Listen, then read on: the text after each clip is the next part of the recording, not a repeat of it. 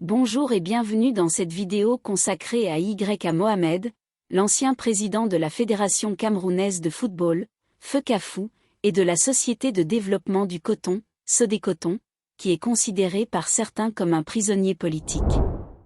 Nous allons voir qui est Y. Mohamed, pourquoi il a été arrêté et condamné, et quelle est la position de la FIFA sur cette affaire. Y. Mohamed est né en 1950 à Garoua, de père nigérian et de mère camerounaise.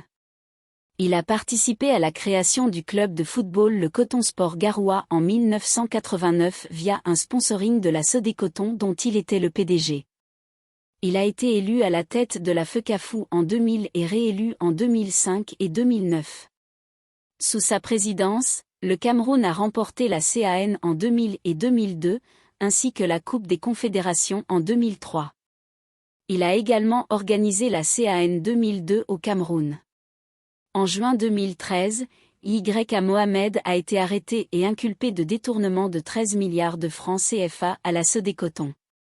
Il a été placé en détention provisoire à la prison centrale de Yaoundé. Malgré son absence et son incarcération, il a été réélu à la tête de la FECAFOOT le 19 juin 2013. Mais cette élection a été annulée par la commission de recours de la FECAFOOT qui a invoqué une violation des statuts et règlements. Le 3 septembre 2015, Y. Mohamed a été condamné à 15 ans de prison ferme par le tribunal criminel spécial, TCS, une juridiction d'exception créée pour juger les affaires de corruption.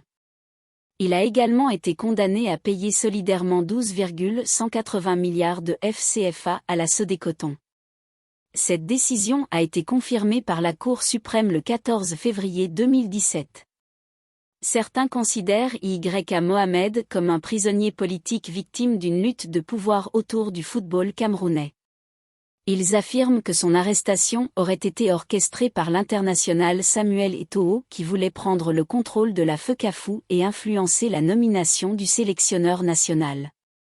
Ils affirment également que son arrestation aurait été décidée par le président Paul Biya qui voulait se débarrasser d'un rival potentiel et s'approprier les revenus générés par le football camerounais. Ils dénoncent un procès inique et sans preuve, se basant sur des irrégularités de gestion qui n'ont rien à voir avec un enrichissement illicite. Ils dénoncent aussi une peine disproportionnée et arbitraire, visant à l'éliminer définitivement de la scène politique et sportive. La position de la FIFA sur cette affaire est ambiguë. D'un côté, la FIFA a soutenu Y. Mohamed en le félicitant pour sa réélection en 2013, malgré son absence et son incarcération. La FIFA a également mis en place une cellule de normalisation pour réformer les statuts de la FECAFOOT et organiser de nouvelles élections, après l'annulation du scrutin par la commission de recours. D'un autre côté, la FIFA a suspendu le Cameroun en 2013 pour ingérence politique dans la gestion de la FECAFOOT, suite à l'arrestation de Y. Mohamed. La FIFA a également demandé des explications à la FECAFOOT sur les conditions de l'élection de Y. Mohamed et sur sa situation judiciaire.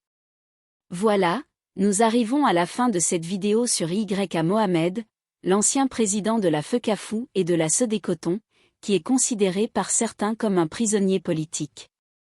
Nous espérons que vous avez appris des choses intéressantes sur ce sujet.